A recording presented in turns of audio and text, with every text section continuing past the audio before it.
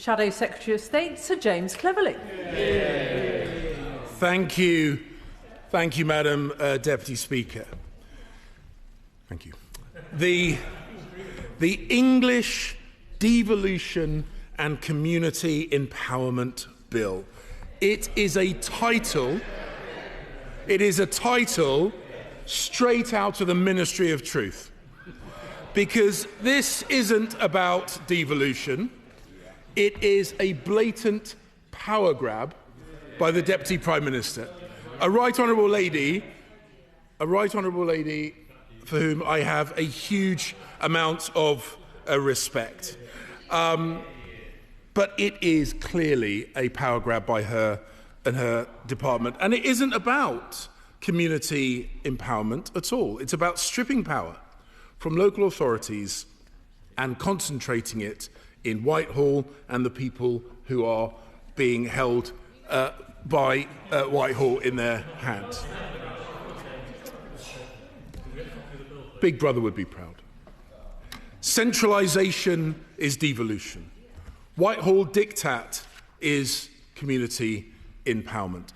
And the fact that it does the opposite of what it claims, as we have set out in our reasoned amendment, is why we cannot give this bill a free pass.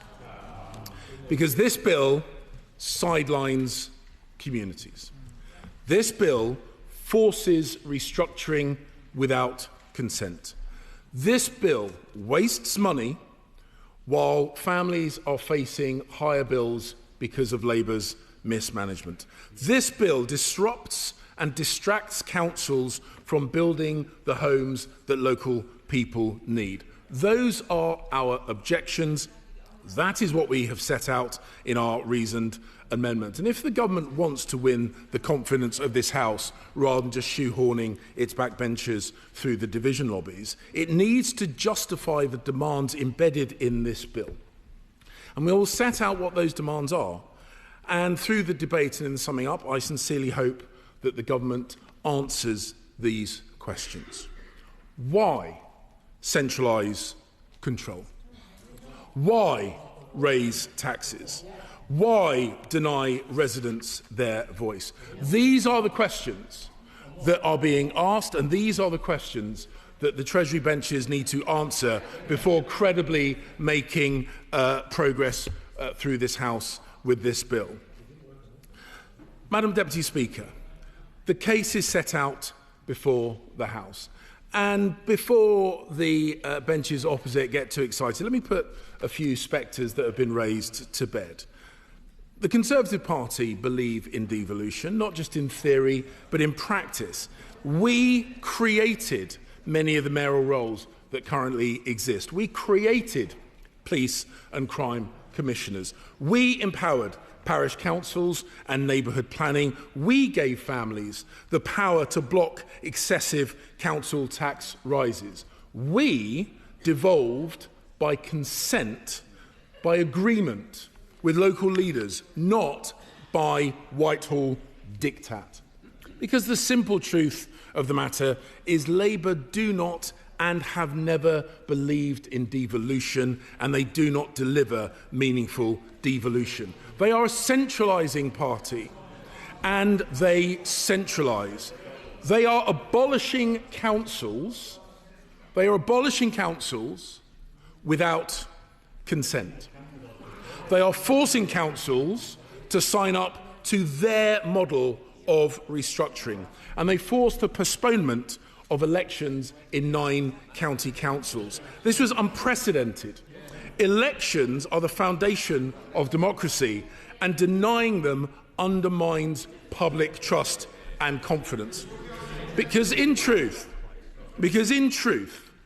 denying residents their democratic voice was done for a very specific reason, and it was done because Labour fears what people would say to them at the ballot box. Right, honourable gentleman, for giving way, but he's just listed a load of reasons of what the Tories did with devolution.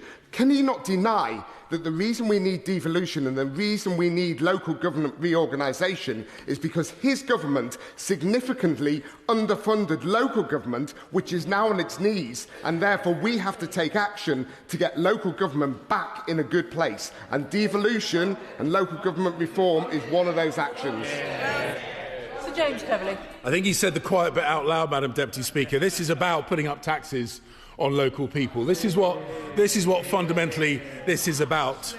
That's exactly what this is about. And we know this to be true. And I promised the House, I did not tee up that intervention.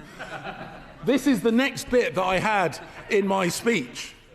Because Labour imposing this restructuring from the centre is leaving local people without a voice. It is about creating what this government wants, which is a cohort of subservient Labour mayors. And let's look at what Labour mayors actually deliver. And as I say, Madam Deputy Speaker, this was written before that intervention. Labour mayors put up taxes. Labour mayors increase the tax burden on local people. Liverpool City Region, up by 26%. Greater Manchester, up by 8%. West Yorkshire, up by 6%. And in Labour, under Sadiq Khan, up by over 70%, 70% since he took office in 2016. They're quiet now, aren't they, Madam Deputy Speaker? Because the truth hurts. Go on. Go on. Could he answer then why they keep getting re-elected to mayors? Sir James Cleverly.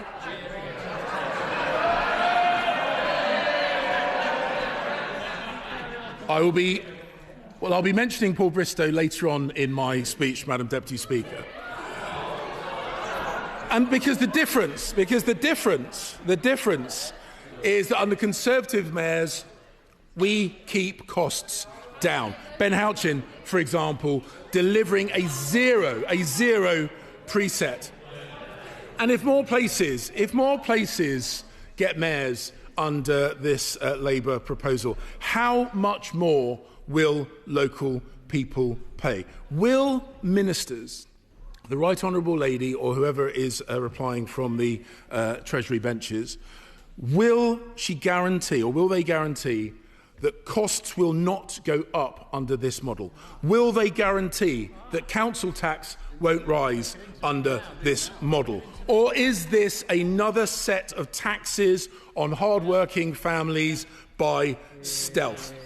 Because the truth is, the record of Labour mayors is that they increase taxes by well above the rate of inflation. And also, will the pressure on parish council precepts also hit hard-working local people in the pockets? Because on these benches, we are in no doubt that once again, under Labour, it will be hard-working families and local people that pay the price for their ineptitude. And it's not only families that will be hit. This bill forces councils to merge. And prudent councils that have been careful with their money will be forced to inherit the debt of other councils. How on earth is that fair? Penalising good financial management at local government level. And what protections will be in place to protect people from higher bills? Because looking through this bill, there are no protections that I can see, and I will give way. I thank my right honourable friend for giving way. How does he think my constituents on the Isle of Wight feel about being fused under a combined mayor authority with Hampshire without having a single say on it? James Cleverly. And Madam Deputy Speaker, this goes to the heart of these proposals, because for all their warm words about community engagement, about community voice, about communities actually having a say, this is a classic example. And I visited the Isle of Wight, not only in a personal capacity, but also as a guest of my honourable friend. And I know full well that whilst the County of Hampshire has got many, many, many excellent things, the people of the Isle of Wight want to maintain their autonomy, and they should have the right to do so if that is what they want. And it's not just that local councils will lose control of their finances. Local councils will lose control of their powers. These powers are being stripped from them through clauses in this bill. Mayors are gaining sweeping planning powers, sweeping transport powers, without council consent or indeed representation. Let me give you an example. What if communities oppose punitive anti-driver proposals coming from a mayor in their local neighbourhoods? How can they make their voices heard? Who will win? Will it be the mayor imposed upon them, or will it be the local communities? And what will be the accountability model for those mayors? Because there is nothing in the bill that we can see where people can hold mayors accountable. No provision for meaningful scrutiny during the tenure of the mayoralty. And she makes reference to the upward-only rent reviews. And I completely get that that is a superficially attractive set of proposals. But what actual assessment has been made on the effective valuation of commercial property, including properties which are owned by the local authorities themselves? And if she is confident it is such a good idea, why was there no scrutiny? Why was there no consultation of these proposals? Do ministers really think that that is best practice when it comes to creating a stable investment environment and confidence in people spending money in high street properties, commercial properties that keep our communities alive? The silence on those questions in this bill is frankly deafening, because they have no answer. Because this bill is not about empowering local communities, and it is definitely not about empowering local councils. It is about creating a cohort of puppet mayors controlled by the Right Honourable Lady's department. And I give a good, and as I say, I respect her enormously. Her ability to strip power, not just from local councils, but also from the Prime Minister, is something well worth watching. And I think that we should be at least impressed with that. But I put it to the benches opposite. If this is about community empowerment, why does it reduce local representation? If it is about fiscal responsibility, why will it burden ratepayers, council taxpayers, with debts that their local authorities did not create? If it is about more homes, why does it hamper and suffocate councils with increased bureaucracy? Madam Deputy Speaker, devolution can work, and it indeed does work when it is done properly. And we know that it works because Conservative mayors have delivered. Ben Houchin saved Teesside Airport.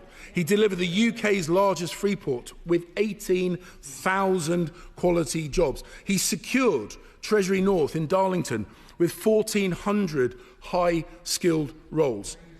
All with a zero mayoral precept.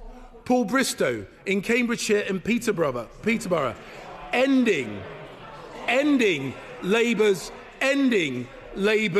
ideological attack on drivers. Boris Johnson, whilst Mayor of London, delivering the 2012 Games and securing Crossrail. And in the West Midlands, Andy Street, a genuine champion for his region, a household name, and replaced by who? A person who isn't even a household name in his own household. And that says it all. We Conservatives deliver. We delivered devolved government, which delivered infrastructure, delivers jobs, delivers economic growth. And what has Labour delivered? Higher costs and broken promises. More tax, less delivery. That is the Labour way. I thank him very much for giving way. Sorry for treading on his punchline there. I was very pleased to hear the Right Honourable Gentleman's newfound enthusiasm for Teesside. It's something that we all share. But it seems to stand at odds with the comments he made to my predecessor about the town of Stockton. Would he like to, does he stand by those comments, those terrible comments that he made, or would he like to take this opportunity to apologise to my constituents? Madam Deputy Speaker, he really does need to keep up. I addressed those comments at the time. I've been to Stockton. I've campaigned with my good friend and colleague, the Conservative Mayor for the town, and he will know, because I've campaigned, I've knocked on doors at Stockton. I have a huge amount of respect for the town. The point I was making was about the then Labour representative, who I was not terribly impressed with, and he knows that is the case. The simple fact of the matter is we were always deeply sceptical that the content of the bill would match the aspirational title of the bill. So we set 5 tests, and those tests were framed in the form of 5 simple questions. 1, is it a genuine choice for councils? 2, do all affected tiers agree with the changes? 3, is there genuine public support for the changes? 4, will the changes keep bills down? And 5, will the changes protect social care? And having looked through this bill, it is clear that the answer to every single one of those questions is no. 5 questions, 5 failures. Madam Deputy Speaker, as I have said, Conservatives are in favour of devolution when done properly, but only if that devolution is actually meaningful, only if local communities and their immediate representatives actually have got the power to deliver. We are its champions because we delivered it. We have proven that it works, but it must be by consent. It cannot be by compulsion. It should be by partnership, not imposition, by empowering councils and councillors, not by erasing them. This bill is not devolution. This bill is central control. This bill is higher taxes. This bill is weaker local democracy. This bill is a power grab by the Right Honourable Lady. It fails to deliver on its promise, and that is why the House must decline to give a second reading and demand that the government rethinks these proposals.